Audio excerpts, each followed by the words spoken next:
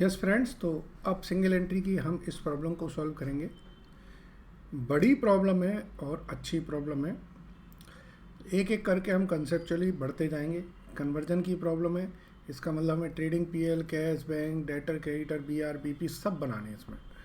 तो ये बड़ी प्रॉब्लम है, ज़रा ध्यान से समझिएगा। शुरू करते हैं। जैसा आप जानते हैं कि इसमें जो हम बनाते हैं ट्रेडिंग पीएल, तो वो हमारे पहले फेस पर आ जाता है, उसके बाद सारे वर्किंग नोट्स हमारे पीछे बनते हैं। तो पहले एक बार सारे वर्किंग नोट्स को बना लें। यहाँ पर आएगा हमारा trading and profit and loss account.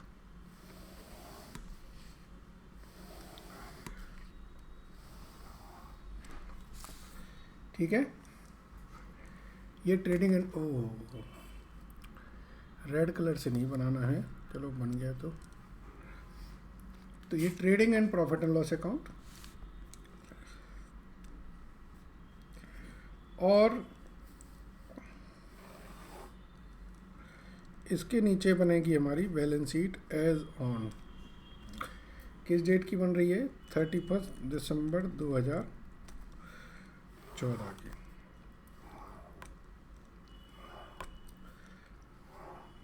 ठीक है, ये हमारा trading and P and L account हो गया। अब इसके पीछे हम बनाएंगे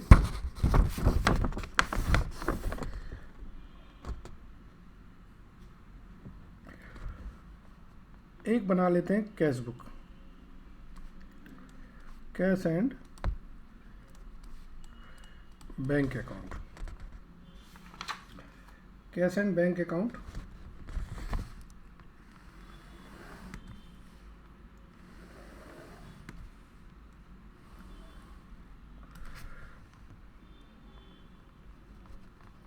लिख पाएंगे? इसमें 4 account, debtor, creditor, BR, BP नहीं बन पाएंगे। चलो साफ साफ बनाते हैं। कैश एंड बैंक अकाउंट,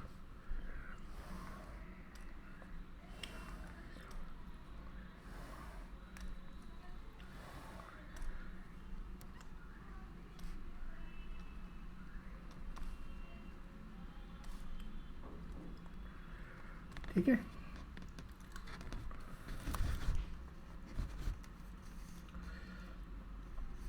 ये हमारा कैश एंड बैंक अकाउंट बन गया। इसके नीचे हम बना रहे हैं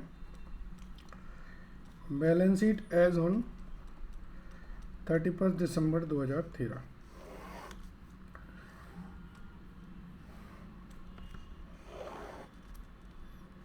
ठीक है, ओके। नेक्स्ट पेज पे हम 4 अकाउंट बना रहे हैं। डेटर अकाउंट,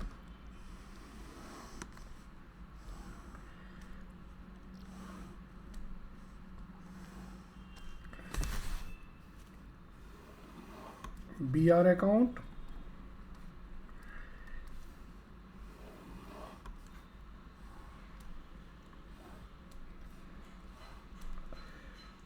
ठीक है,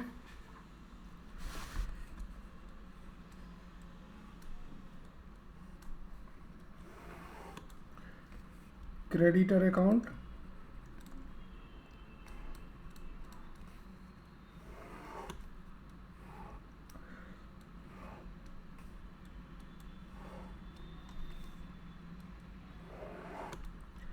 और बिल्स पेबल अकाउंट।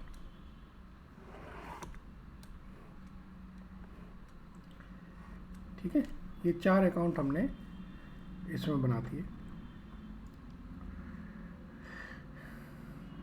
और अब इसके अलावा हमें जो ज़रूरत पड़ेगी उसको हम करते जाएंगे। तो सबसे पहले जो हमारे फंडामेंटल्स हैं, उन फंडामेंटल्स के हिसाब से सबसे पहले हम बैलेंस शीट में अपने डाटा को प्लेस करते हैं। तो हम पहले बैलेंस शीट ही बनाएंगे, ओपनिंग बैलेंस शीट। तो sundry debit, BR, BP, creditor, stock, bank, cash, ये जो बैलेंसेस दिए हैं इनको हम सबसे पहले अपनी बैलेंस शीट में लिख लेंगे। तो यहाँ पर हैं सन्डी डेटर 70,000,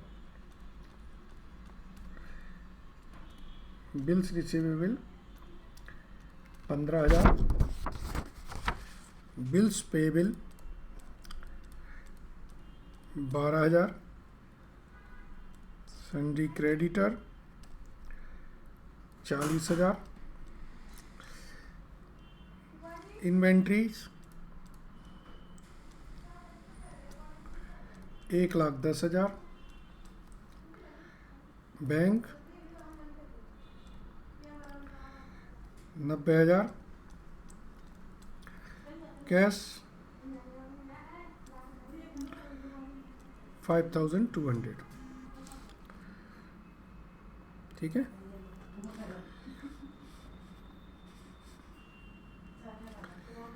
इसके बाद अब ये जो बैलेंसेज हैं इनको हम प्लेस कर देंगे।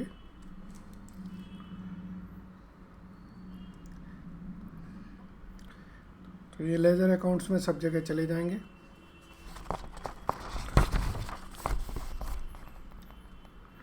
तो डेटर का ओपनिंग बैलेंस लिखें डेटर्स में,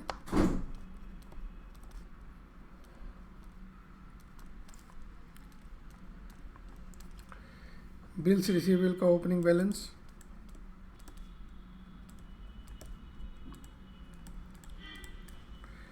क्रेडिटर का ओपनिंग बैलेंस,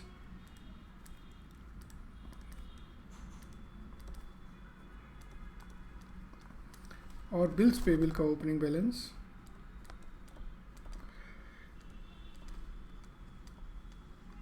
ठीक है जी।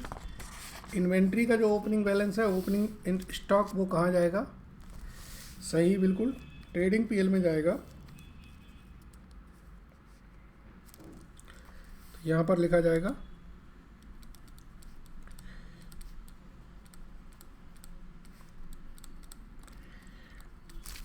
और इसके बाद जो कैश एंड बैंक के जो ओपनिंग बैलेंसेज हैं वो कैश एंड बैंक में जाएंगे।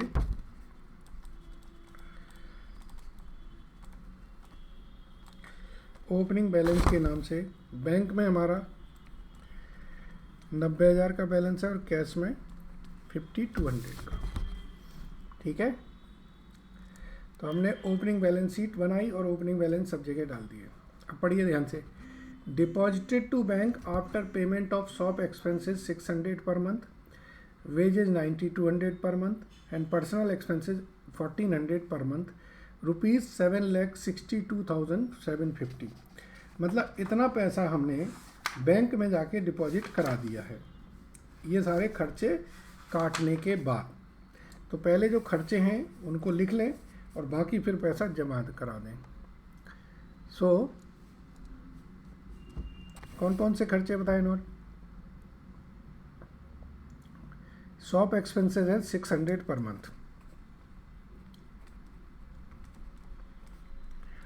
तो 600 पर मंथ का मतलब हो गया 7,200। फिर दूसरा खर्चा है वेजेस 9,200 पर मंथ, तो वेजेस 9,200 पर मंथ का मतलब है 1,10,400 साल भर की आ गई। और ड्राइंग है 1,400 पर मंथ,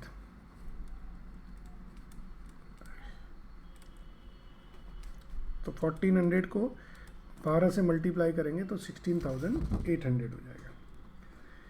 अच्छा जी। तो इस सब को खर्चे करने के बाद 7,62,750 हमने जाके बैंक में जमा कराए हैं। तो यहाँ पर बाय बैंक कॉन्ट्रा एंट्री 762,750, तो बैंक में 762,750 टू कैश करके कॉन्ट्रा एंट्री आ गई। ठीक है। अब अगली लाइन पढ़े। विड्रॉल किया हमने 1,21,000, तो बैंक से विड्रॉ किया है, तो बाय कैश 1,21,000, तो 1,21,000 टू बैंक, ये हमारे कॉन्ट्रा एंटर हो गए। तीसरा ट्रांजेक्शन पढ़ें, कैश पेमेंट टू सप्लायर है 77,200 एंड 25,000 फॉर फर्नीचर। तो ये हमने क्रेडिटर्स को दिए, क्रेडिटर को दिए 77,200 और फर्नीचर को खरीदने के लिए हमने 25,000 रुपये दिए। ठीक है, अब क्रेडिटर का जो पेमेंट है वो कहाँ जाएगा, वो क्रेडिटर अकाउंट में चला जाएगा।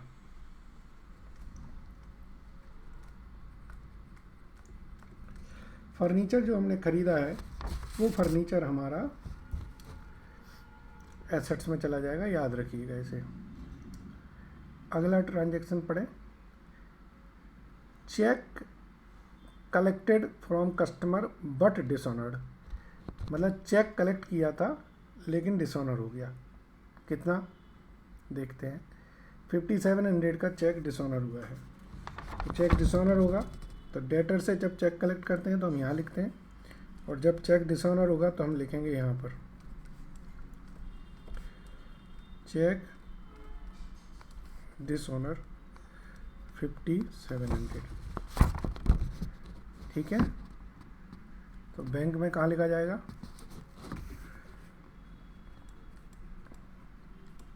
बाय डेटर 5700 जो डिसऑनर हुआ था। ठीक है जी, अगला ट्रांजैक्शन पढ़ें, बिल्स एक्सेप्टेड बाय कस्टमर। तो बिल्स एक्सेप्टेड बाय कस्टमर, तो डेटर से मुझे BR मिल गया, तो बाय बिल्स रिसीवेबल कितने के BR मिल गए हैं,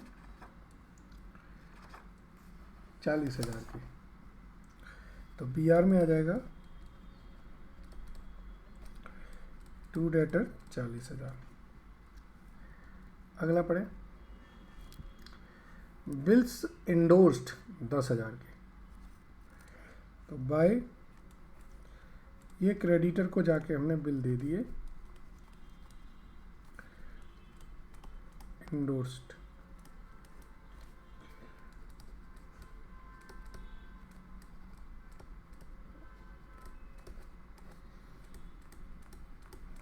ठीक है जी, इसके बाद बिल्स डिस्काउंटेड 20,000 के, डिस्काउंट इसमें से 750 की है, तो बाय बैंक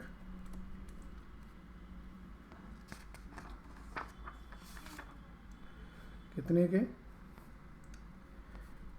19,250 और बाय डिस्काउंट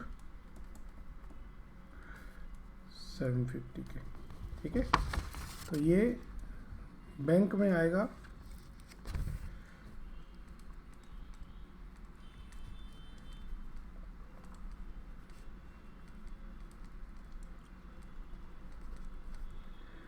और P&L में आएगा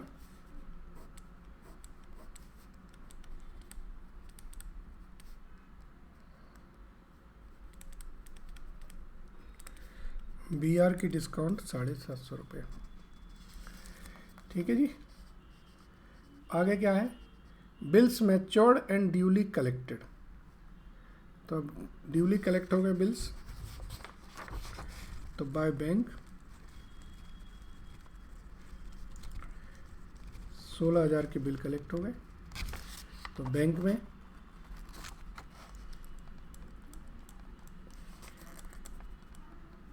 टू BR कलेक्ट कर लिया हमने। आगे पढ़ें, बिल्स एक्सेप्टेड। अब हमने बिल एक्सेप्ट किए हैं, तो यानी कि बिल्स पेबल,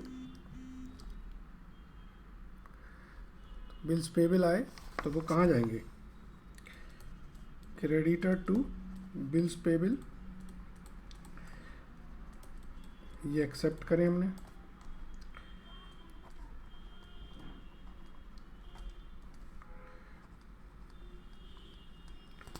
$24,000 के बिल्स पेबल हमने एक्सेप्ट कर लिए।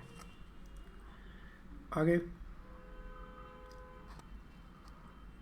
Paid supplier by cheques, supplier को चेक से पेमेंट की,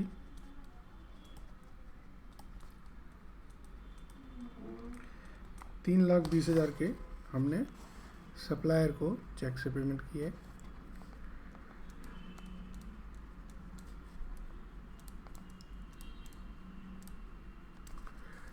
चलिए आगे बढ़ते हैं।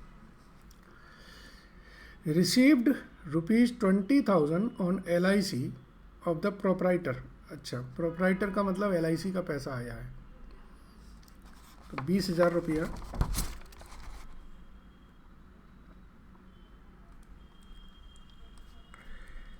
ये एक तरह से कैपिटल अकाउंट में पैसा आया है, प्रोपराइटर की LIC मैच्योर्ड हुई है। तो इसका सेकंड इफेक्ट कहाँ जाएगा? जब बैलेंस शीट आप बनाएंगे तो बैलेंस शीट में आप ये लिखेंगे ओपनिंग इतना है, ऐड करते हैं हम लोग एडिशनल कैपिटल, तो ये 20,000 आपके एडिशनल कैपिटल का फॉर्म बनेंगे। इसमें फिर नेट प्रॉफिट ऐड करते हैं, ड्राइंग हम लोग लेस करते हैं, ठीक है। तो ये इम्पैक्ट हमने ये दे दिया। इसके बाद क्या है? Rent received 14,000 by cheques, rent received हुआ है तो टू रेंट, तो दूसरा impact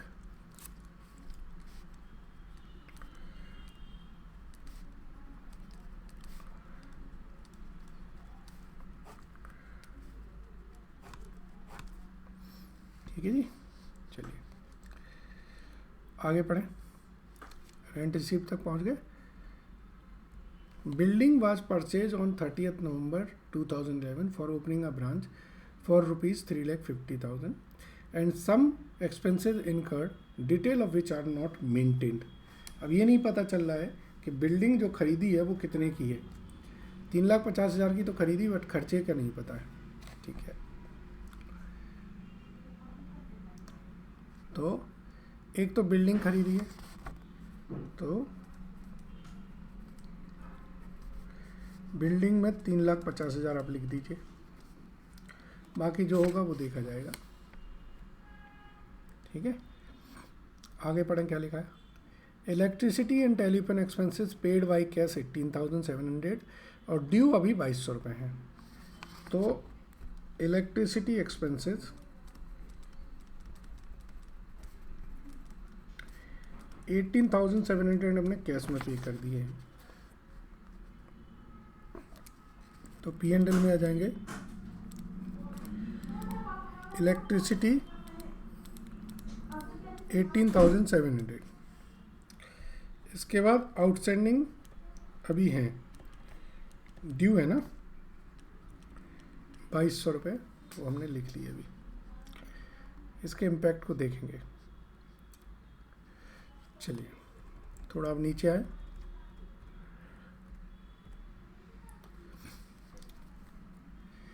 claimed against the firm for ₹1,50,000 is under legal dispute, legal expenses हैं 17,000। The firm anticipated defeat in the suit, मतलब इनको लग रहा है कि ये हमको इस पर खर्चा, मतलब जो है हार जाएंगे हम।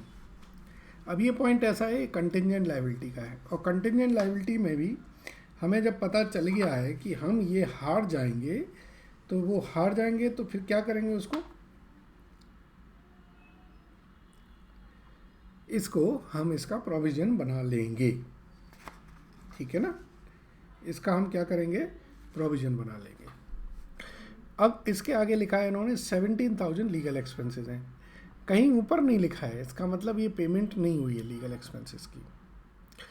अच्छा नीचे पढ़ें, goods return by the supplier, goods return by the customer, discount offered, discount offered, the business is carried on premises. चलिए इसको मैं बाद में करते हैं, तो पहले 2, 3, 4, 5 ये एडजस्टमेंट को कर लें।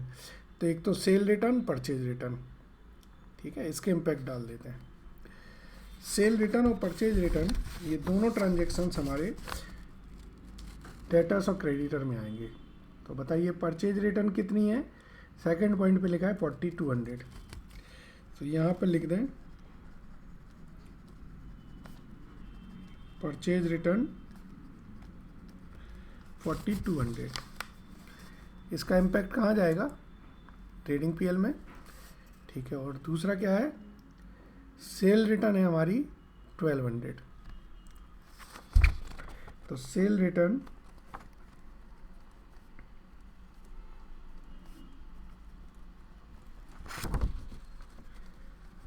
हमारी है 1200।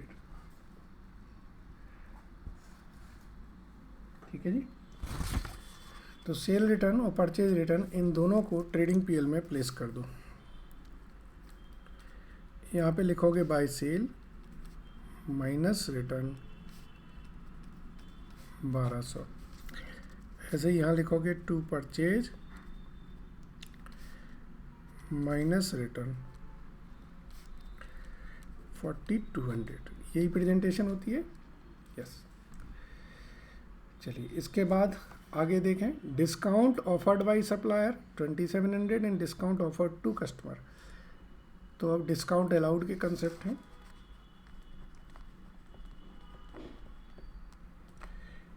डिस्काउंट रिसीव्ड हमारी है 2700 और डिस्काउंट अलाउड है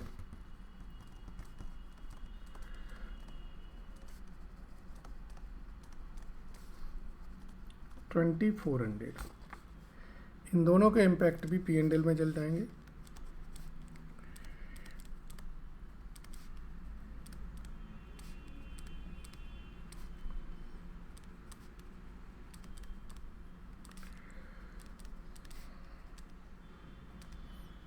ठीक है जी, आगे बढ़े। ओके, ये the business is carried at the premises owned by proprietor. 50% of the ground floor space is used for business and remaining 50% is let out for annual rent। तो एक तरह से ये जो 20,000 का है ये रेंट है और ये रेंट बिजनेस प्रोप्राइटर का खुद का है। आधे पोर्शन को उसने किराए पे दे रखा है, यानी कि आधा पोर्शन अगर वो खुद का नहीं होता तो कहीं से लेता ना, किराए से, और जब कहीं से किराए से लेता तो उसको किराया देना पड़ता, तो बिजनेस से वो किराया हम चार्ज करेंगे। तो ये नोशनल रेंट का कंसेप्ट है। तो इसके ही एडजस्टमेंट कर लें।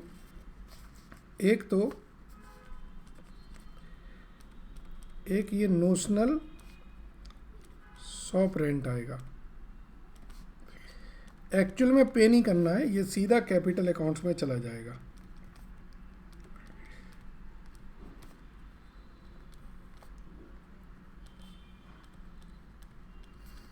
दूसरा प्रोविज़न फॉर डैमेज, जो 1,55,000 का हमारा लीगल सुइट्स है उसका हम प्रोविज़न बना लें। पापा, आपने रिमोट रखा है? आपने रिमोट रखा है?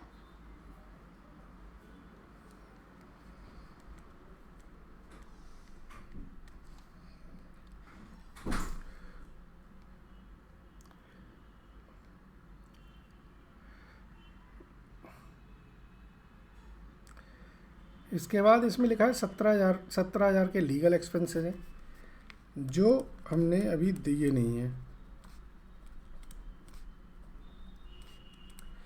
क्योंकि कहीं पेमेंट के बारे में नहीं लिखा था।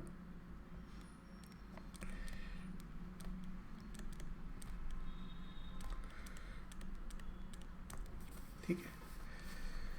सो फ्रेंड्स, अगर गौर से देखें, हमने ये एडजस्टमेंट कर लिए सारे। अच्छा, इलेक्ट्रिसिटी एक्सपेंसेस लिखे थे 2200 ड्यू हैं, तो ड्यू की एंट्री हमने डाल दी। यहाँ पर जो ड्यू एक्सपेंसेस हैं उनको भी ऐड कर दें, तो ये 20,900 हो जाएंगे। ठीक है, चलिए और बताएं।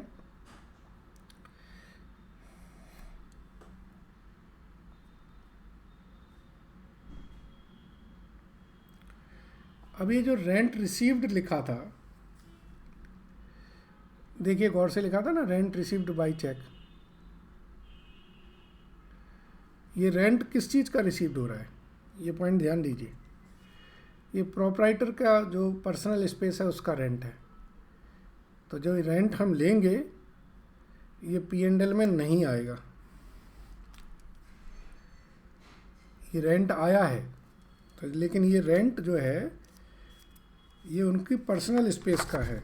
ये रेंट जो है वो किस में जाएगा,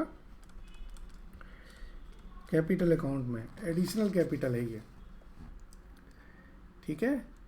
तो बैलेंस शीट में ऐड कर दें एडिशनल कैपिटल में जो रेंट आया है वो भी,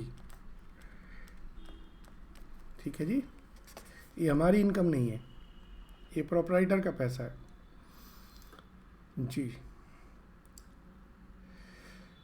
अब एक तरफ से बैलेंसिंग करना शुरू करें, ठीक है।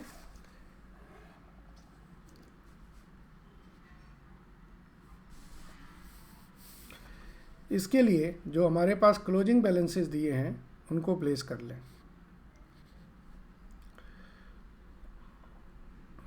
ठीक है।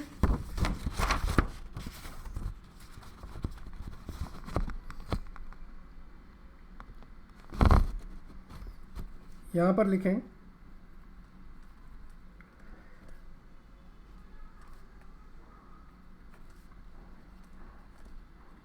डेटर का क्लोजिंग बैलेंस कितना है, 92,000। बिल्स रिसीवेबल का क्लोजिंग बैलेंस कितना है,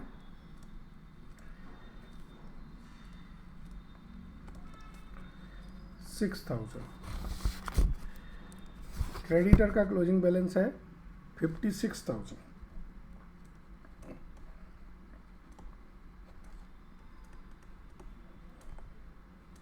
और इनका क्लोजिंग बैलेंस है कितना, 14,000, ठीक है। ये चारों क्लोजिंग बैलेंस हमारे बैलेंस शीट में चले जाएंगे कि नहीं, यस। तो creditor how much, 56, bills payable 14, debtor 92, bills receivable 6,000। इसके बाद आगे पढ़े, स्टॉक हमारा है 1,90,000 का। सो क्लोजिंग स्टॉक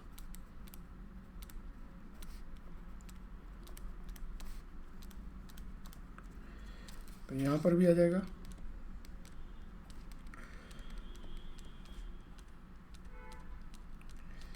ठीक है। और डेटर क्रेडिटर के बैलेंस हैं 87,000 एंड 5,300। सॉरी, डेटर क्रेडिटर नहीं, कैश के बैलेंस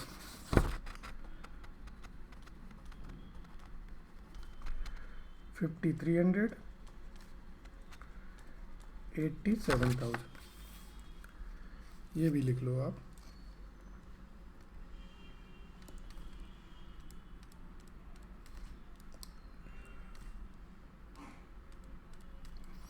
ठीक है।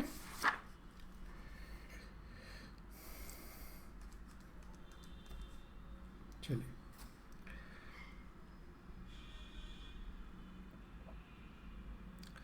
अब और कुछ नहीं दिया है, बिल्कुल नहीं दिया है, तो एक तरफ से बैलेंसिंग करना शुरू करें। सबसे पहले बिल्स पेबल बिल्स रिसीवेबल के बैलेंसिंग करें। इनका टोटल होता है यहाँ पर 36,000। तो ये 36, तो ये बैलेंसिंग आएगी 22,000। ये क्या है, ये जो बिल्स को हमने पे किया है, तो ये बिल्स को पे किया है, कहाँ जाएगा, बैंक में डालिए।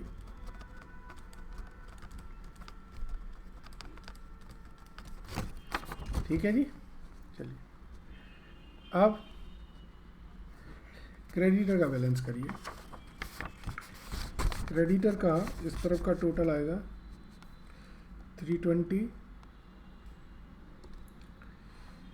ये 56, 27, 42, 10, 20, इस तरफ का जो टोटल है वो है 4,94,100, 4,94,100, बैलेंस 4,54,100। ये हमारी होगी क्रेडिट परचेज। ठीक है, अब बी आर को बैलेंस करें। ये हमारा 55,000, 55,000, 20, 30, 30 एंड 22, 52। तो यहाँ बैलेंस आएगा 3,000। अब क्लोजिंग बैलेंस दे रखा है तो ये क्या माना जाएगा, ये बी आर डिसऑनर माने जाएंगे।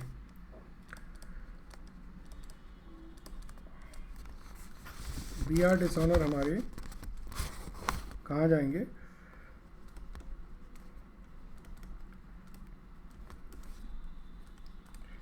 ये डेटर्स में चले जाएंगे। ठीक है, अब डेटर्स में देखें, अभी डेटर्स में कलेक्शन नहीं आई है, देखो गौर से। डेटर्स में कलेक्शन लाने के लिए हमें कैश अकाउंट का टोटल करना पड़ेगा। ठीक है, यस, इसको मैच कर लें पहले। इस तरफ का टोटल आएगा 10,23,350, 10,23,350। तो यहाँ जो बैलेंसिंग फिगर आ रही है 8,97,150, ये है डेटर से जो मेरा कलेक्शन हुआ है। तो डेटर अकाउंट्स में इसको प्लेस कर दें।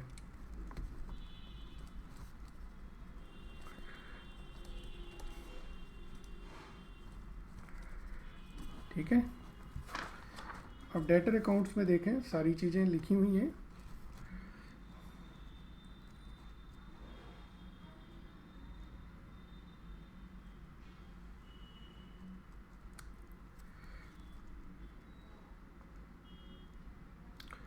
ये चेक हमारा डिसऑनर हुआ था, तो पहले ये हमें चेक रिसीव भी करना पड़ेगा, तभी हम मानेंगे कि ये डिसऑनर हुआ है। ठीक है, तो इसका दूसरा इम्पैक्ट हमें, जो 5700 हमने यहाँ लिखे हैं, इसकी पहले हमें रिसीविंग की एंट्री भी लिखनी पड़ेगी।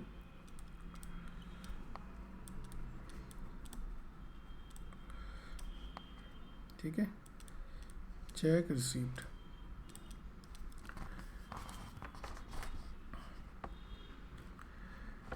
अब डेटर अकाउंट में इस तरफ का टोटल एक बार मैच करें। ये हो गया है 40,000, 5700, 897,150, 1,200, 2,400, 92,000, तो 1,03,8450।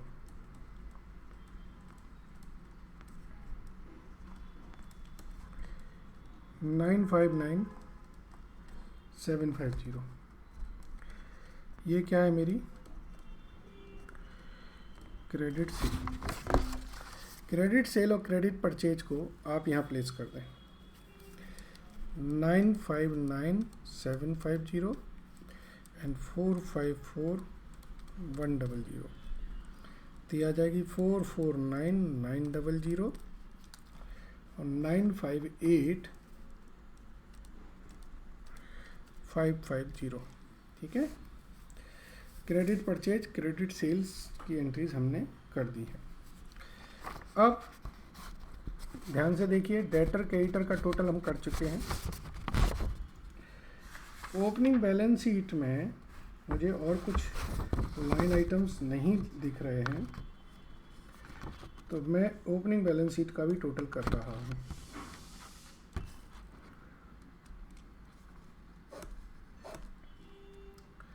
इस तरफ का टोटल आ रहा है 2,90,200,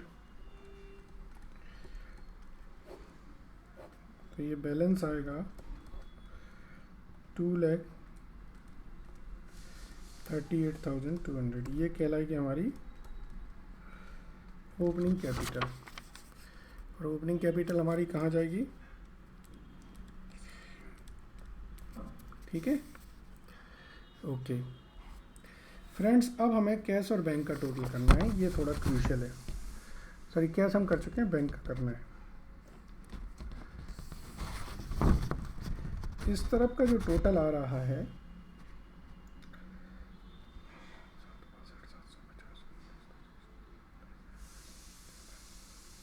ये आ रहा है 927,700, 927,700। और यहाँ जो बैलेंसिंग फिगर आ रही है वो मैं ग्रीन कलर से लिख रहा हूँ। यहाँ बैलेंस आ रहा है कितने का?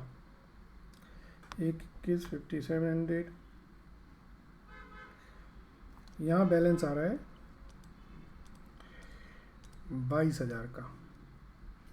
और 22,000 का ये बैलेंस है। इन्होंने बताया था ना कि बिल्डिंग अकाउंट में कुछ एक्सपेंसेस हुए थे जिनका हिसाब नहीं रखा था इन्होंने, तो बिल्डिंग अकाउंट में ही जाएंगे। तो इंटरनल कॉलम में हमारी बिल्डिंग आ जाएगी 3,72,000 की। याद है कुछ फर्नीचर भी लिया था 25,000 का।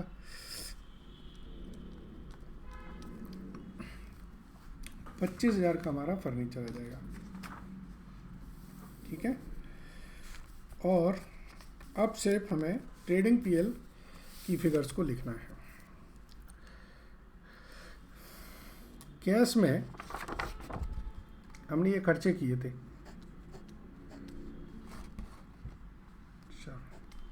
ये खर्चे हमने लिख लिए थे, लेकिन ये 3 खर्चे हमने नहीं लिखे, इनको लिखना पड़ेगा। तो लिखें। एक तो आपके शॉप एक्सपेंसेस 7,200। एक लिखनी थी वेजेज। चलो वेजेज भी हम यहीं लिख देते हैं, ट्रेडिंग में लिखने की ज़रूरत नहीं है। 1,10,400। और जो ड्राइंग भी थी ना 16,800 की। 16,800 की ड्राइंग आपने यहाँ लिख दी। ठीक है, अब बस कैलकुलेटर चलाओ। इसका टोटल आ रहा है 1148,550, 1148,550। यहाँ आएगा 588,650। ये क्या कहलाएगा मेरा? Gross profit carried down. तो ग्रॉस प्रॉफिट ब्रॉट डाउन 588,650। इसका टोटल होगा 591,350। तो 591,350। ठीक है, तो यहाँ मैच कर लें। 1,10,400, 20,900, 17,000, 3,150 क्या है, 24,700 डिस्काउंट, 7,200, 1,55,000, 100%। ठीक है, इसका बैलेंस आएगा 257,700। ये नेट प्रॉफिट आएगा, तो 257,700। ठीक है, इसका टोटल आएगा 513,100। यहाँ आएगा 773,000 और इसका भी टोटल आएगा 777,300। ठीक है, एक बार लाइन आइटम सारे मैच कर लें। 87 देश, डेटर्स, क्रेडिटर्स भी। ठीक है, done. So what you find कि यहाँ जो क्वेश्चन था ये थोड़ा लेंदी था और इसमें एक दूसरे से चीज़ें लिंकअप थी। जैसे इसमें गौर से देखें, जब तक कैश अकाउंट का बैलेंस नहीं करेंगे आप, तब तक आपको पता नहीं चलेगा कि डेटर से कलेक्शन क्या है, बैंक अकाउंट को बैलेंस करेंगे तो बिल्डिंग अकाउंट का बैलेंस निकलेगा। तो ये सारी एक दूसरे में से लिंकअप दिए। बीआर अकाउंट को बैलेंस करेंगे तो आपको डेटर्स बीआर का बैलेंस निकलेगा, और जिसमें ओपनिंग और क्लोजिंग दी है तो इसका मतलब है कि ये डिसऑनर हो गए हैं। तो ये कुछ ऐसे एडजस्टमेंट हैं जो नॉर्मली हम नहीं मिलते हैं। अच्छा क्वेश्चन था, आई होप आपको समझ आया होगा। Thank you.